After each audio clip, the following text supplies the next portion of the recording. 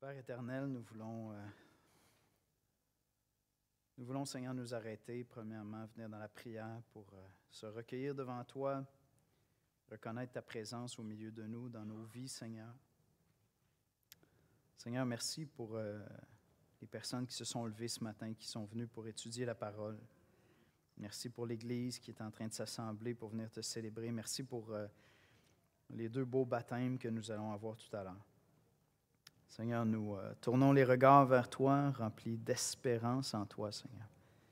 Viens nous enseigner un peu plus ce matin encore à nous lancer dans cette aventure de faire des disciples, Seigneur, alors que bien souvent nous-mêmes, en se regardant dans le miroir, on ne se sent pas digne de prétendre enseigner à quelqu'un comment être un disciple de Christ.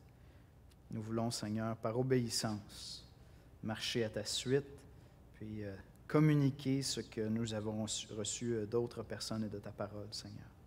Alors, bénis-nous ensemble ce matin, c'est en Jésus-Christ qu'on te prie. Amen. Amen.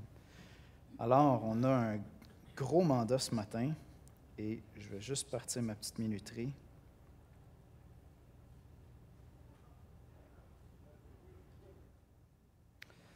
On doit compléter la leçon 6. Si vous avez votre leçon 6, vous pouvez la prendre avec vous. Et puis, couvrir ensemble la leçon 7. C'est assez ambitieux.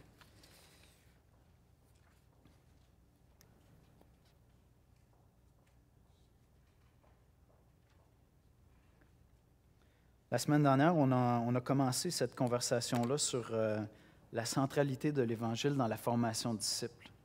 Et puis, je me demande si quelqu'un oserait essayer de nous faire un résumé. Qu'est-ce que ça veut dire faire de la formation de disciples centrée sur l'Évangile? Puis, il n'y a pas de malaise si j'ajuste un peu vos réponses ou si, au pire, c'est Alex qui va répondre. Mais il y a quelqu'un d'autre qui peut s'essayer. Qu'est-ce que ça veut dire faire de la formation de disciples centrée sur l'Évangile? Ou peut-être, des fois, c'est plus simple de le dire comme ça. Qu'est-ce que ça ne veut pas dire? Ça serait quoi faire de la formation de disciples qui ne serait pas centrée sur l'Évangile? Puis, il n'y a pas une seule bonne réponse. Il y en a plusieurs, en fait. Est-ce qu'il y a quelqu'un qui veut s'essayer?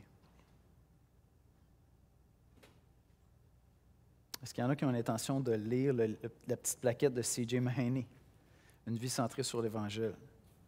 Ça va vous aider à avoir la réponse à ça, de manière assez développée. Alex, veux-tu nous résumer ça dans tes mots? Ça serait quoi faire de la formation de disciples centrée sur l'Évangile? Centré sur dans le fond, il y a deux éléments. Il y a pour le formateur et pour le disciple. Effectivement. Puis je pense que ce que je vais dire va s'appliquer aux deux. Mais c'est de se rappeler que sans Christ, on ne peut rien faire. Donc, on est centré sur le fait que à cause de nos péchés, on avait besoin d'une réconciliation avec Dieu. Puis c'est Christ qui a tout accompli ça.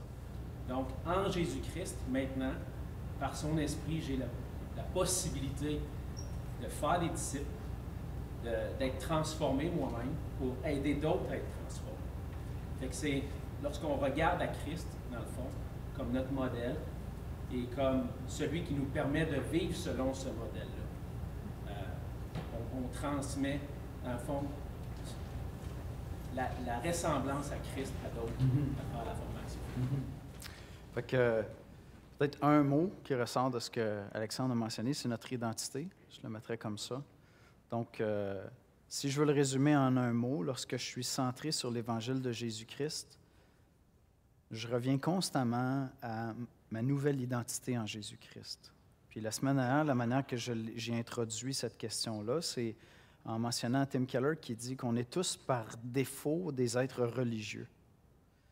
Par défaut, puis quand on dit religieux, il faut faire attention, même le mot religion, il y a une religion qui est selon Dieu, nous dit Jacques, hein?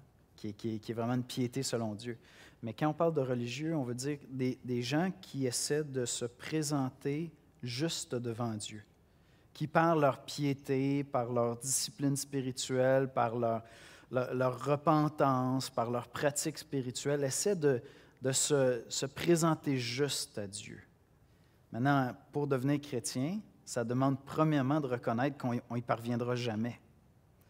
Puis, ce que Keller et plein d'autres soulignent, c'est qu'en réalité, un chrétien n'a pas nécessairement abandonné ou perdu le réflexe d'être une personne religieuse, qui essaie de se présenter juste par elle-même devant Dieu. Ce n'est pas parce que je crois dans l'Évangile de Jésus-Christ pour me convertir, puis que je comprends que j'ai besoin de son œuvre à la croix pour être pardonné de mes péchés, que je saisis à ce moment-là profondément, réellement, qu'on vient de me donner une nouvelle identité. Ma nouvelle identité est en Jésus-Christ. Je suis caché en lui, pas seulement pour le pardon de mes péchés, mais pour marcher à tous les jours dans la grâce, pour marcher à tous les jours dans la sainteté. Fait que quand tu ne saisis pas ça, il va y avoir une espèce de déformation de ce que c'est être un chrétien.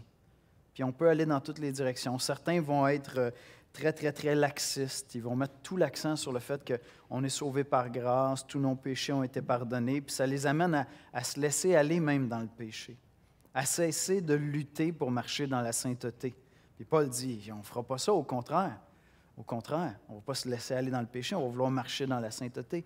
Mais d'autres vont aller de l'autre côté. Puis je vous dirais que ça va un peu avec soit notre arrière-plan familial, soit notre tempérament.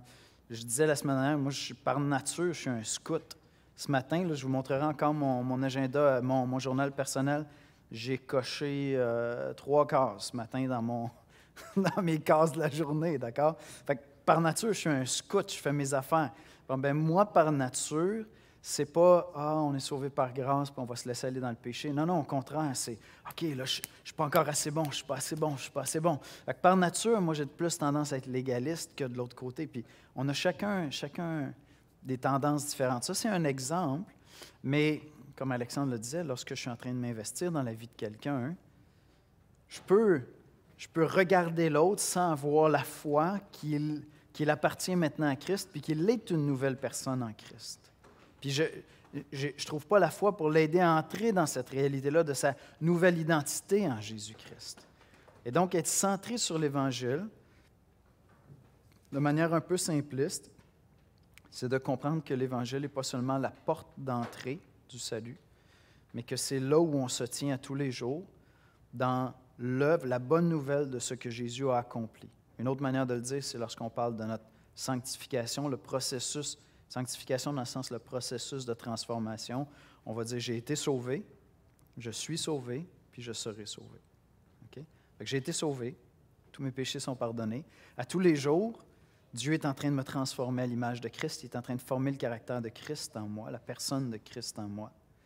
Puis en même temps, je vais être entièrement délivré quand je vais recevoir ce corps glorifié, puis les combats vont cesser. Et il faut que j'apprenne à tous les jours à lire les Écritures en comprenant cela, à envisager les épreuves que Dieu permet dans ma vie en comprenant cela, en envisageant le mal que les gens peuvent me faire en comprenant ça, en envisageant les tentations, en envisageant mes succès ou mes défaites dans ma foi, en ayant ça à l'esprit. Est-ce qu'il y en a qui ont des questions ou des commentaires? Oui, Alex. Peut-être résumer, c'est que dans le fond, l'Évangile n'est pas seulement nécessaire pour notre justification, mais nécessaire aussi pour notre sanctification et pour, dans le fond, à cause de l'Évangile, on va être glorifié aussi. Dans toute l'œuvre du salut, justification, sanctification, glorification, bien, l'Évangile est au cœur de tout ça. Exactement. Fait que lorsque je lis les Écritures, je vais vers la loi de Dieu, par exemple, parce que, par exemple, quelqu'un qui n'est pas centré sur l'Évangile arrive dans le Nouveau Testament, certain. Si ta tendance, c'est de dire « OK, j'ai été sauvé par grâce, puis de toute façon, on ne pouvait pas y arriver, fait que c'est juste par la grâce de Dieu, puis je n'ai pas apporté des fardeaux, j'ai été libéré de tous mes fardeaux. » Là, tu arrives devant tous les impératifs dans le Nouveau Testament, parce qu'il y en a des impératifs, puis je veux dire, si on lit sérieusement le Nouveau Testament, Jésus est beaucoup plus exigeant que l'Ancien Testament, parce que Jésus, il dit « Non, vous n'avez pas compris la loi.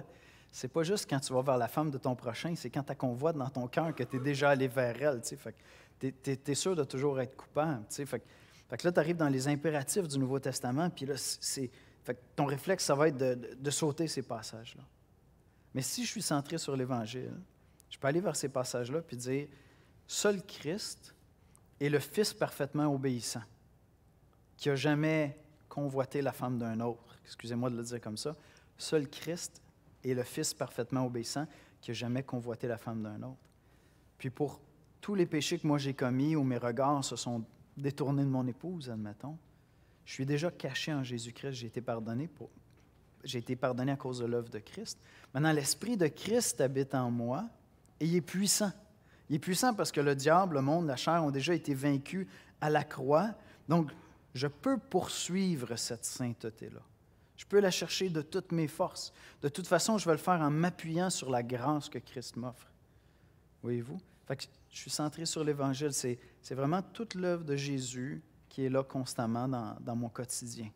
Et je veux que ce soit là tout le temps. Autrement, je vais tomber d'un côté ou l'autre, je vais y aller par mes propres forces. Quand je vais exposer c'est quoi la vie chrétienne à un collègue de travail, bien, soit que je vais cacher des péchés parce que je ne veux pas avoir l'air d'un mauvais chrétien, comme si ça existait vraiment un bon chrétien. Tu sais. Mais au contraire, non, si je suis centré sur l'Évangile, je peux assumer mes fautes puis prêcher encore l'Évangile. Est-ce qu'il y en a d'autres qui auraient des questions, des commentaires sur ça? Eugénia. Moi, j'avais une question. Oui. Mais dans toute cette lutte, parce que c'est une lutte Oui. quotidienne. C'est une lutte d'être même centré sur l'Évangile, oui.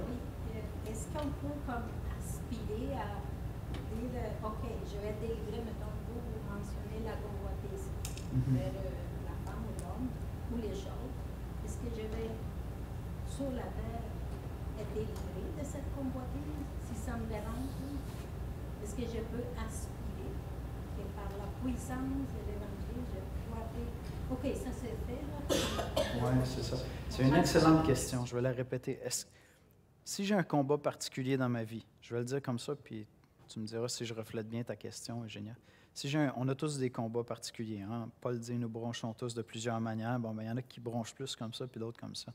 Fait que si j'ai un combat particulier dans ma vie, est-ce que je peux espérer, est-ce que je peux aspirer à être délivré de ce combat-là, puis dire, ça, c'est réglé, maintenant, on va travailler d'autres choses. C'est un peu ça ta question. Ici, dans cette vie, bien, c'est drôle, j'ai le goût de dire que je n'arrive pas à penser à un seul passage dans le Nouveau Testament qui affirmerait quelque chose de semblable. Je peux définitivement aspirer, demander, supplier Dieu pour ne pas être quelqu'un qui pratique constamment le même péché. Mais quand je parle de pratiquer, je veux dire d'une manière volontaire. Un homme qui lutte avec la pornographie peut définitivement aspirer à ne plus tomber, ne serait-ce qu'occasionnellement, dans un péché comme celui-là. Est-ce que ça veut dire que la tentation de convoiter, il va en être entièrement délivré? Et ça, c'est toute la théorie c'est Wesley, avec la sanctification parfaite dans cette vie, qui pensait que c'était possible, par certaines expériences spirituelles, de vivre une sanctification complète, puis on ne pêche plus. Je ne vois pas ça du tout dans les Écritures, ni de manière absolue, ni de manière spécifique. Ah, moi, je ne mentirai plus jusqu'à la mort. Maintenant, je ne pense pas que c'est exactement ça que tu voulais dire. C'est peut-être plutôt de dire que ça ne devient plus une lutte continuelle, puis qu'on voit une sanctification, une progression. Ma réponse à ça, ce serait oui. Le caractère de Christ est formé en moi, mais en même temps, disons que pour Yannick, il va toujours y avoir plus de probabilité que je pêche en m'irritant, puis en disant une stupidité, qu'en me mettant en petite boule puis en allant me cacher dans un coin parce que je fuis une situation. Parce que moi, je bronche plus comme ça que comme ça. OK? Fait que les gens qui me connaissent intimement, vont dire, « Yannick, le Seigneur t'a fait grandir. On l'a vu à travers les années. Dieu t'a fait grandir. » Puis moi, j'observe, je constate que Dieu me fait grandir. Mais malheureusement, il va y avoir toujours cette espèce d'écho-là dans mon oreille qui va, quand ça va m'arriver, de moins en moins souvent, de tomber, par exemple, en m'irritant puis en disant quelque chose que je regrette, admettons, bien moi, ça va probablement être plus ça que « Ah, OK, maintenant, je ne dis plus de niaiserie, mais je vais toujours me cacher en petite boule puis je me sauve des situations, j'ai peur. » C'est pas dans... C'est comme... C'est ça, Mathieu Caron, il dit « La tache originelle du péché en Adam a des couleurs puis des saveurs différentes chez chacun d'entre nous, puis cette saveur-là ne va pas nécessairement me quitter. » Je ne sais pas si j'ai répondu à ta question avec des nuances, là, mais le langage de dire « j'ai été délivré », je ne sais pas, je le trouve Je le trouve délicat. Ça demande des nuances quand tu dis ça. J'ai été délivré. OK, tu as été délivré de la pratique de la consultation, de la pornographie. OK, ça, je peux aller jusque-là. Tu as été délivré de convoiter. Ah, tu as grandi. Tu as grandi. Le caractère de Christ est en train d'être formé en toi. Je pense que ce serait plus un langage biblique. C'est ça. Mais on désire être délivré. Hein? On désire dire « Ah, j'ai été délivré, c'est en arrière. » Tu sais. Peut-être une des meilleures illustrations, c'est les personnes célibataires de 18 ans qui languissent pour se marier. Puis là, tout d'un coup, ils sont délivrés des luttes du célibat. Ils ont remis ça au Seigneur pour 2 mois. Puis après ça, ils reviennent. Mais c'est parce que je l'ai vécu. Tu sais, ah non, moi, ce sera dans le temps du Seigneur. Seigneur, pourquoi? C'est ça. Mais on vit ça aussi avec des combats dans nos péchés. Oui.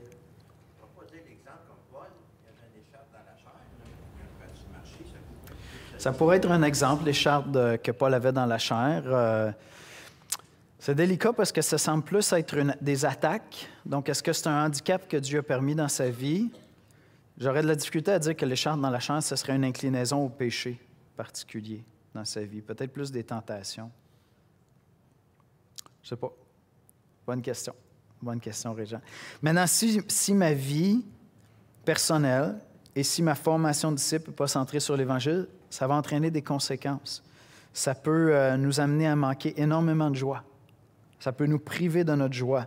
Ça peut occasionner qu'on a moins de progrès même dans notre marche spirituelle parce qu'on s'appuie sur nous-mêmes, on cherche à performer ou bien on abandonne. On ne retourne pas quotidiennement à la grâce.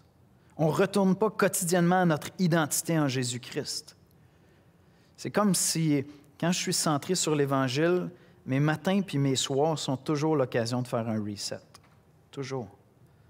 Puis de remettre la gloire à Dieu pour ce qui s'est bien passé, puis de remettre mes péchés au Seigneur, puis de dire, de toute façon, je suis caché en toi, puis ton œuvre continue en moi, puis ton esprit habite en moi. Fait que si je ne suis pas centré sur l'Évangile, voici les conséquences. Je vais souvent manquer de joie, possiblement. Je vais voir peu de progrès dans ma maturité spirituelle. Mon amour pour Dieu va manquer de passion, parce qu'il peut y avoir de l'amertume envers Dieu. J'arrête de poursuivre la sainteté. Quand je poursuivais la sainteté, je devenais légaliste. Fait que j'arrête de poursuivre la sainteté. Mais il y a des chrétiens, ils ne vont pas le dire comme ça. Moi, j'ai arrêté de poursuivre la sainteté parce que j'étais légaliste. Ils ne vont pas le formuler comme ça, mais quand tu prends le temps d'avoir la conversation, c'est ça qui se passe. Quand je poursuivais la sainteté, je devenais toujours comme quelqu'un de dur, puis Fait que moi, je me souviens, un vieux chrétien m'avait dit au début de ma vie chrétienne, « moi, je n'essaie plus de faire mon culte personnel, parce que chaque fois que je fais ça, c'est comme, je ne le fais pas de bon cœur, fait que j'attends juste de le faire de bon cœur. » Bien là, je me dis, OK, il n'avait pas compris la centralité de l'Évangile. Hier, tu ne l'as pas fait de bon cœur. Aujourd'hui, ça se pourrait que tu le fasses. Fait que repens-toi pour hier, puis attends-toi la grâce pour aujourd'hui. Puis cherche Dieu, puis commence en disant, « Seigneur, mon cœur n'est pas bien disposé. » Il y a juste Christ qui allait dans la prière, puis à toutes les fois qu'il allait dans la prière, c'était comme une connexion divine avec son Père parce qu'il n'y avait pas de péché qui faisait aucune interférence. Dans mon cas, moi, mais souvent, je commence en disant, « Seigneur, peux-tu me donner la communion que ton Fils a avec toi parce que maintenant, je suis ton Fils en lui. » Puis je reste là jusqu'à temps que l'Esprit vienne faire cette œuvre-là en moi. Mais je ne vais pas abandonner en me disant « moi, je vais faire mon culte personnel quand mon cœur est là, parce que le Seigneur veut qu'on soit vrai. » Tu peux être vrai en confessant tes péchés, tu sais. Fait que tu peux être vrai juste en disant « Seigneur, j'ai juste pas le goût d'être ici, puis tu vois ma chair, puis tu vois mon cœur, puis j'ai honte, mais je ne vais pas aller ailleurs, parce que c'est juste ici que je vais trouver la grâce. C'est pas en allant écouter une émission sur Netflix pour me sauver du fait que je me sens coupable d'être avec toi parce que je n'ai pas le goût d'être avec toi. Non, je vais rester là jusqu'à temps que l'Esprit Saint vienne appliquer l'Évangile dans mon cœur et que j'ai la joie d'être là. J'espère que ça fait du sens. Excusez-moi l'anglicisme. Beaucoup de difficultés à pardonner aux gens qui les blessent, qui les offensent. C'est la centralité de l'Évangile. Toujours à la recherche d'une nouvelle technique, une nouvelle vérité, une nouvelle expérience, un nouveau livre qui va venir révolutionner ma vie spirituelle. Moi, je lis énormément de livres, mais il n'y a rien qui va révolutionner ma vie spirituelle comme l'Évangile. Il n'y a rien du tout. Fait que des fois, oui, des fois, je tombe sur un bon livre qui m'aide à comprendre des aspects de l'Évangile que je n'avais pas encore compris. Mais il n'y a pas d'autres techniques magiques.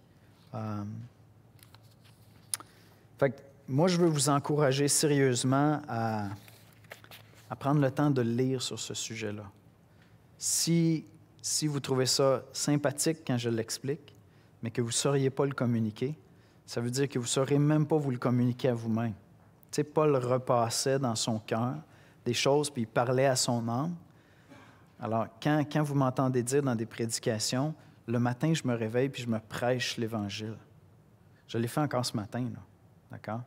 Si vous dites, c'est tellement bizarre ce que Yannick dit des fois, là, c'est comme, c'est quoi tu fais, je ne comprends pas. Allez-y, cherchez, lisez, allez lire la petite plaquette de CJ, ça va être un bon point de départ, puis on peut vous diriger vers d'autres lectures. Mais comment est-ce que je vais faire pour être centré sur l'Évangile? Premièrement, en le vivant moi-même. Je vais placer l'Évangile au centre de mon adoration quotidienne. Je vais travailler sur ma propre passion pour la croix de Jésus-Christ. Notre vision en Église, c'est on veut être une Église qui est émerveillée par l'Évangile de Jésus-Christ. On ne veut pas perdre notre émerveillement. On veut cultiver cet émerveillement-là parce que tout le reste dépend de ça. Autrement, on va être une Église de performance, ou une Église qui se laisse aller, ou une Église qui perd son premier amour. Lire chaque année un nouveau livre sur l'Évangile, méditer, étudier le sujet du salut davantage. Le salut en Jésus-Christ, c'est vraiment un diamant aux 1000 facettes. C'est ça qui me permet de comprendre toute la Bible et c'est ça qui me permet de me comprendre moi. Puis il y a vraiment 1000 facettes à ça. Des fois, on va les mettre en termes théologiques, la justification, la sanctification, la glorification, la rédemption, l'expiation. Mais ce n'est pas juste ça, c'est aussi les images qu'il y a dans le Nouveau Testament où on parle de nouvelle naissance, par exemple. Qu'est-ce que c'est la nouvelle naissance? L'œuvre de l'Esprit dans le salut, c'est quoi? L'œuvre du Père dans le salut, c'est quoi? Il y a 1000 facettes juste au salut. Qu'est-ce que le salut représente pour le salut de l'univers? L'histoire de la rédemption, de la Genèse à l'Apocalypse, c'est l'histoire de l'Évangile, ça. Mais je peux aller étudier ça. Puis qu'est-ce que ça veut dire dans ma relation avec la culture, avec la société? On est en train de traiter ça tranquillement à travers l'Apocalypse, mais rapidement à travers l'Apocalypse. Mais on est en train de le faire à travers l'Apocalypse aussi. Tenir un journal où nous réfléchissons et méditons sur les vérités de l'Évangile. Je le partageais à quelqu'un cette semaine. Si vous ne tenez pas un journal personnel, ce n'est pas obligé d'être quotidien. Hein? Si vous voyez, là, moi j'en ai là, des journaux. Là. Puis si vous voyez, des fois, là, je peux passer 3 mois sans écrire dedans. Puis là, à un moment donné, je me dis, t'es bien coco. C'est quoi que le Seigneur t'a montré dans les 3 derniers mois? Je vais m'en rappeler lors de ma prochaine souffrance. Il va se passer de quoi? Je vais me péter à la baboune. Puis là, oui, c'est vrai, Seigneur, tu m'avais montré ça. Mais moi, je vous encourage, quand vous ouvrez votre Bible, vous prenez un temps avec Dieu, à avoir un journal avec vous. Peut-être que vous allez écrire dedans, peut-être que vous n'écrirez pas dedans. Si Dieu vous montre quelque chose, vous saisissez quelque chose, écrivez-le en une phrase. Peut-être que vous ne le relirez pas, mais il y a des moments où vous allez dire, OK, je vais relire mon journal de toute l'année. Quand je partageais avec quelqu'un cette semaine, prenez le temps d'écrire une prière que Dieu vous convainc que vous devez lui adresser. On vit toutes sortes de choses à la maison, comme plusieurs d'entre vous le savez, puis le Seigneur m'a rappelé des choses qu'il m'avait dites il y a 7-8 ans de ça. Mais j'ai pris le temps d'écrire que Dieu m'a rappelé ce qu'il m'avait montré il y a 7-8 ans. J'ai pris le temps de le formuler dans une requête de prière parce que j'ai besoin actuellement d'y revenir constamment. Je ne peux pas me permettre de passer une journée sans me rappeler de cette requête-là que le Saint-Esprit m'a donnée. Cette requête-là là, est selon Dieu et selon la parole. Je sais, OK, Seigneur, c'est comme ça que tu veux que je te prie. Je le comprends, là, puis dans 3 heures, je ne m'en rappellerai plus. Je vais souffrir, là, je vais avoir toutes sortes de luttes, puis j'ai besoin de me rappeler de ça. Fait que je l'ai écrit. Fait que moi, je vous encourage, sérieusement, si vous ne tenez pas un journal personnel, vous n'avez pas besoin là, d'être des scouts comme moi là, qui fait des petites cases puis qui coche un paquet d'affaires. Vous n'avez pas besoin de ça. C'est juste un cahier où vous écrivez des choses quand Dieu vous parle. Puis des fois, des journées, vous n'avez rien à écrire. Vous dites, je vais écrire des actions de grâce. Dieu m'a montré ses bontés. Puis il y a des journées, vous n'allez juste rien écrire. C'est pas grave. Mais ça vous permet de... Je trouve personnellement que ça nous permet de travailler plus consciencieusement avec l'Esprit Saint. Est-ce que ça fait du sens quand je dis ça? De travailler de manière plus sérieuse avec l'Esprit Saint, parce que l'Esprit nous parle. Puis il me montre des choses. Puis il y a d'autres époques où les gens chantaient les psaumes, mémorisaient les Écritures, le journal, pour moi, fait partie de ces exercices-là, de ces outils-là. Chercher dans notre cœur comment l'Esprit veut nous amener à grandir en appliquant l'Évangile. Fait que c'est une des questions que moi, j'ai toujours à l'esprit quand je forme quelqu'un. Je veux être attentif à ce que la personne perçoit, comprend que l'Esprit veut faire dans sa vie par rapport à l'Évangile. Je l'ai dit au début lorsque j'ai commencé le cours. Quand je fais de la formation de disciples, moi, j'ai un agenda. Puis c'est correct que moi, j'ai un agenda, dans le sens que j'ai prié Dieu, puis je vois des choses qui sont à travailler dans la vie de la personne, puis je m'en viens, puis je me dis, j'ai hâte qu'on aborde ça avec cette personne-là. Tu sais, je sais pas, je sens qu'il y a de l'amertume encore à quelque part, ou j'ai l'impression qu'elle parle de tel combat, de tel péché, comme à la légère, tu sais, je sais pas, n'importe quoi, ou comme je sens pas de la reconnaissance, puis je trouve qu'elle se prive de la joie, de l'action de grâce. Fait que j'ai mon agenda. Mais quand j'arrive là, généralement, j'ai la sagesse de demander à Dieu, pendant la rencontre, « Seigneur, c'est quoi ton agenda à toi? » Puis son agenda à lui, je le cherche en partie dans ce que la personne va me dire. Qu'est-ce que Dieu est en train de travailler dans ta vie actuellement? Puis je vais être sensible à ça. Des fois, ça va se manifester à travers mon agenda. La personne dit, « Je ne sais pas, je suis disponible, je suis ouvert. » On commence à jaser, j'amène mon sujet que j'avais à cœur. Boum, c'est clair, la personne, elle clique, « OK, bonne discussion, on part avec ça. » C'est correct, le Seigneur s'est servi de moi, mais souvent, Dieu est déjà en train de travailler des choses dans la vie de la personne. Puis dans le dialogue avec la personne, je vais être attentif. Puis pourquoi est-ce que je veux le faire? Je veux le faire parce que c'est le Saint-Esprit qui est le vrai coach. C'est pas moi qui transforme les cœurs, c'est l'Esprit de Dieu. Et donc, je veux juste accompagner l'œuvre de l'Esprit dans la vie de la personne. Mais deuxièmement, c'est que je veux que la personne apprenne, développe cette discipline-là, d'être sensible à l'œuvre que l'Esprit est en train de faire dans sa vie. Fait que comment je vais le faire? Mais j'y arriverai pas si moi j'arrive juste avec mon agenda puis je sais qu'est-ce que tu dois apprendre aujourd'hui. Comme si je connaissais son cœur, tu sais. Moi, je connais pas son cœur. Cette personne-là connaît même pas elle-même son cœur vraiment. Fait que je veux plutôt y enseigner à être sensible à qu'est-ce que Dieu t'a montré dans la parole cette semaine? Où est-ce que ça a fait mal d'être chrétien cette semaine? Qu'est-ce qui amène la souffrance dans ta vie? Où est-ce que tu perds ta joie? Où est-ce que tu es rempli de foi? C'est quoi les défis que Dieu place devant toi? Puis à travers ça, on va travailler avec la personne. Alors, un conseil pour nous-mêmes, c'est d'apprendre à faire ça. C'est d'être sensible à l'œuvre que l'Esprit est en train de faire. Est-ce que vous avez des questions sur ça? Non? Donc, 2 bonnes lectures, je les mentionne à la fin de la leçon 6.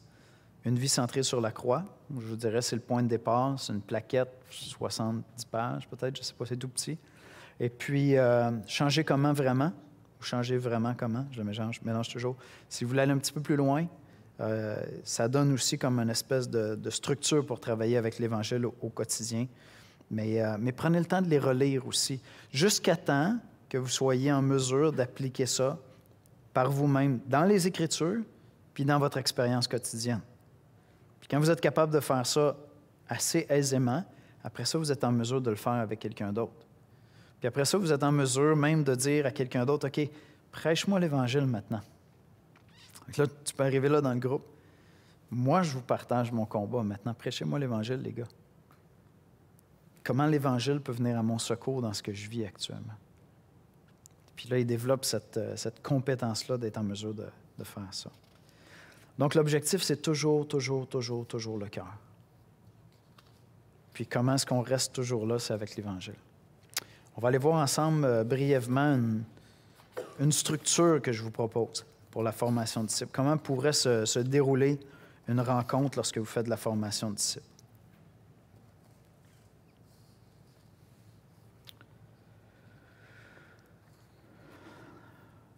Alors, qu'est-ce qu'on cherche lorsqu'on fait de la formation de disciples? On cherche à provoquer de la croissance chez les gens. On ne veut pas juste leur communiquer des vérités. On ne veut pas leur communiquer seulement de la théorie. Ça, il y a des livres pour ça. La prédication cherche à produire le changement le dimanche matin, sauf qu'on n'a pas l'interaction pour dire « Puis vous, Mme Paradis, là, qu'est-ce que ça a fait aujourd'hui, le message, ce matin? Là?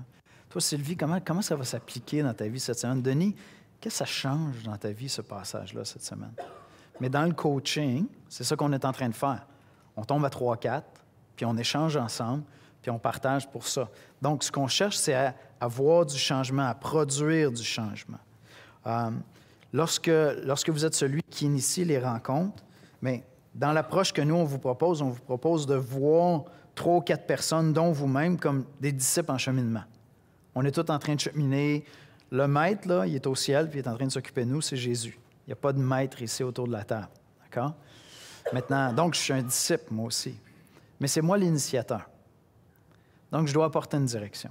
Je suis là pour donner une direction. Il faut, lorsque je me présente, que j'ai quand même un agenda. On va faire des choses ensemble. J'ai une idée où on s'en va. J'ai prié pendant la semaine, pendant les 2 semaines entre nos rencontres, puis il y a des choses sur lesquelles je veux revenir, d'accord? Donc, ça demande un petit temps de préparation, une rencontre. Puis, l'erreur qu'on fait souvent, c'est qu'on va aller chercher, mettons, un bon bouquin, ou on a une structure, on a un cours qu'on est en train de suivre, puis on se dit, on va travailler avec le cours. C'est loin de suffire à la préparation. Il faut vraiment que j'aille dans la prière pour les gens avec qui on va se rencontrer. Il faut que je prie pour eux. Il faut que je sois attentif. Qu'est-ce qui s'est passé la dernière fois? Je prends des notes. Je suis encore toujours en train de me corriger. Là, sur mon bureau, là, si vous alliez à la maison, là, j'ai 3 conversations ou rencontres que j'ai faites pendant la semaine pour lesquelles je n'ai pas eu le temps d'écrire des notes après la conversation téléphonique ou la rencontre. Puis c'est écrit, là, je pourrais vous donner des noms, là, c'est 3 personnes à qui j'ai parlé, puis je n'ai pas pris le temps de prendre des notes. Fait que c'est là, tant que je n'aurais pas fait ça, je ne vais pas aller faire d'autres temps. Je vais prendre le temps de m'arrêter, je vais aller prendre des notes. Quand vous faites du coaching, il faut prendre des notes. Vous prenez des notes après, il y a ça qui s'est passé, tout ça. Quand vous revenez, hey, l'autre fois, on a jasé de ça, comment ça va? Donc, c'est important, c'est vraiment précieux. Puis les gens vont le voir, ils vont l'apprécier. Évidemment, dans votre préparation personnelle, on l'a dit, être centré sur l'Évangile, vous nourrir vous-même spirituellement. Comme j'ai dit, on va repartir ce qu'on a fait pendant au moins 3 ans, je vous dirais, des rencontres de débogage. Fait que vous allez vous lancer, puis là, vous allez dire... Puis là, on va se rencontrer, vous allez venir prendre un café chez nous.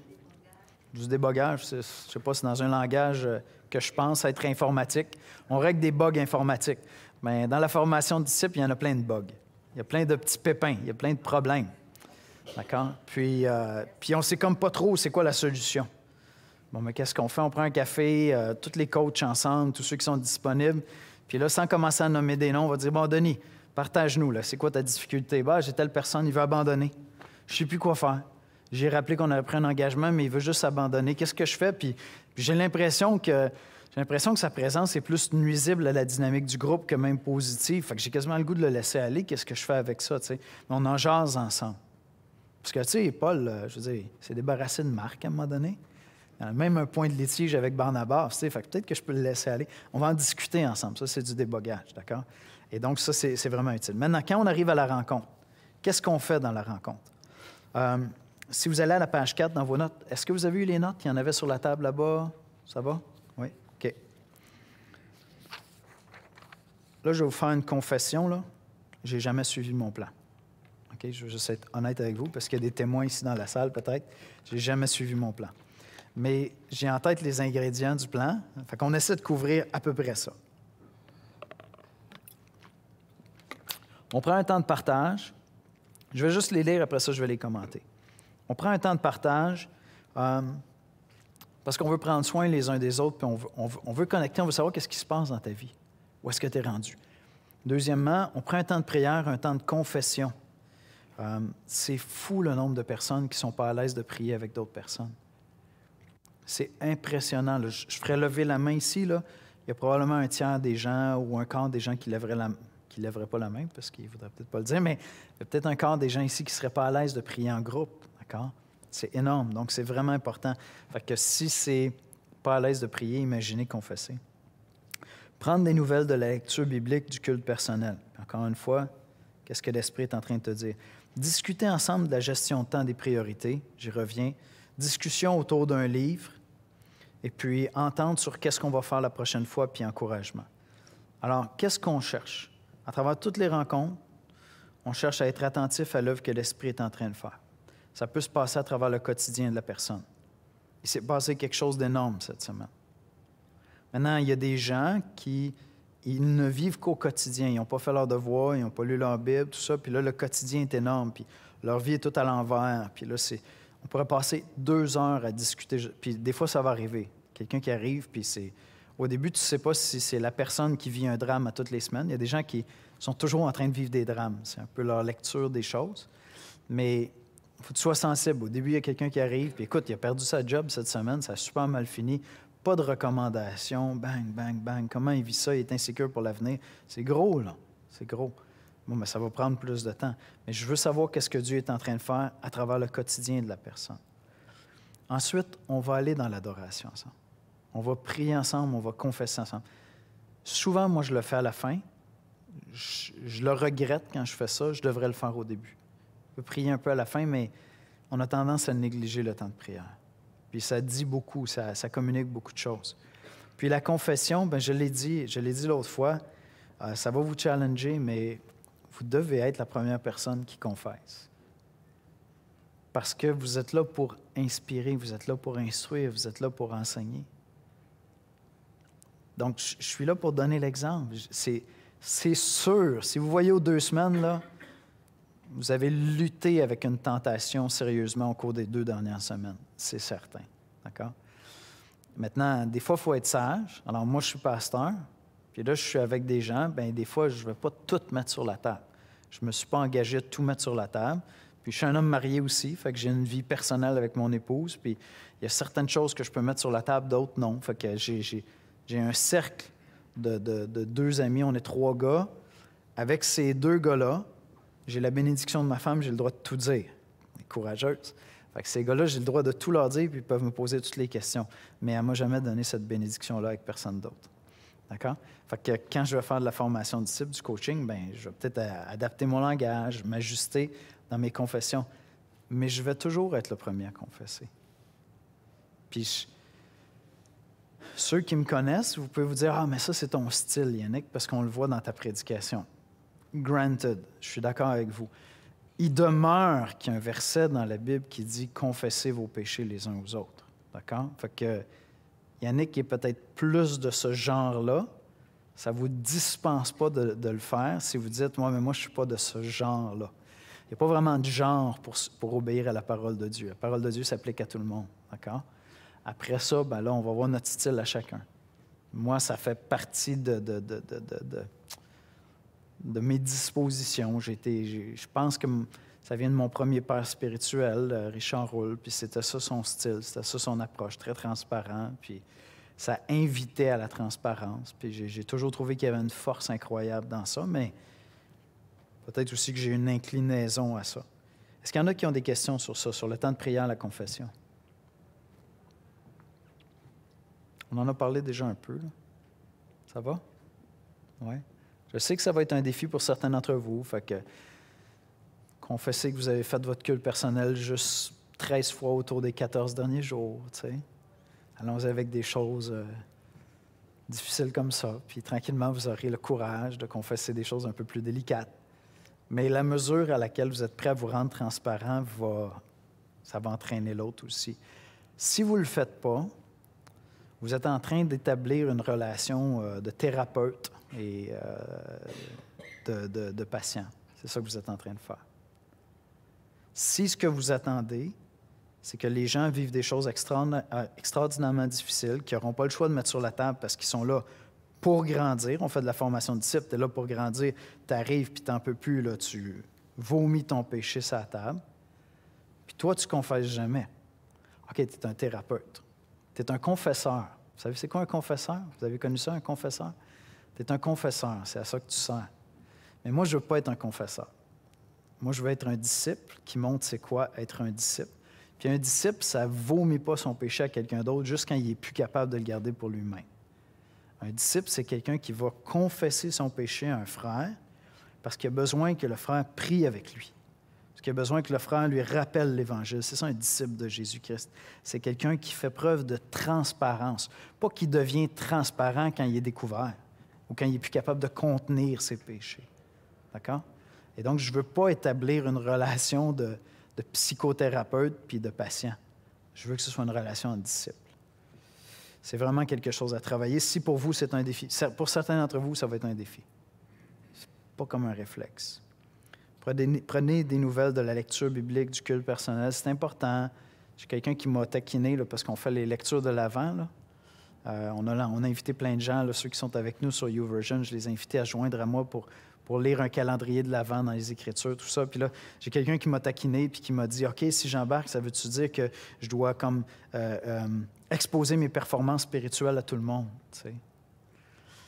Puis, dans le fond, cette personne-là, probablement que dans une relation de coaching, résisterait un peu à l'idée de dire « On va dire comment ça va notre relation avec Dieu » parce qu'il y a une impression qu'il est comme en train de faire ça pour paraître devant les gens. C'est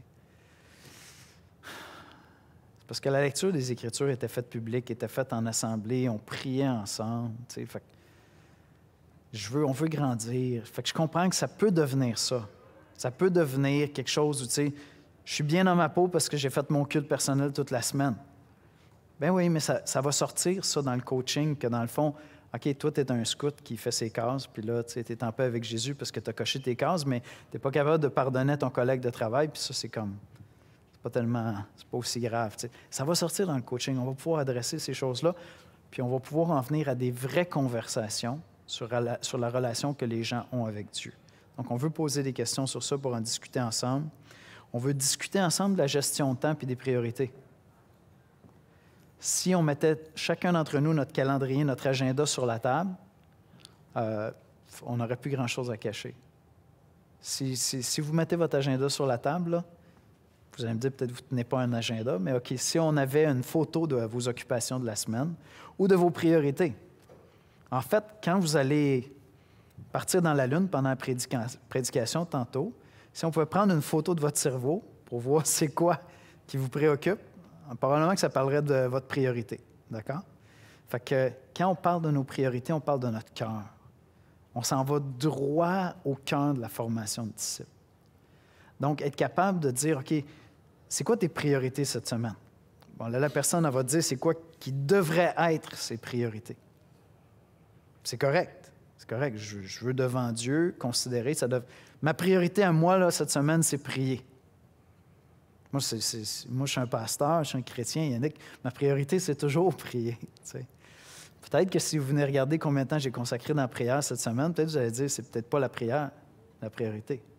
Je ne dis pas que c'est le cas, mais peut-être que ce serait ça. Fait que vous demandez à la personne, c'est quoi tes priorités dans les 2 prochaines semaines?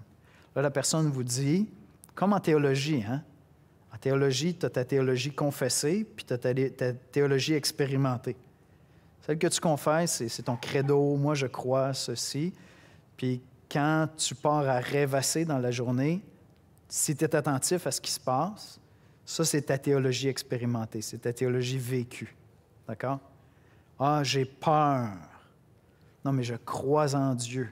Mais j'ai peur. OK? Fait que ça, c'est ta théologie vécue. Même chose avec les priorités. Mes priorités cette semaine, c'est ça.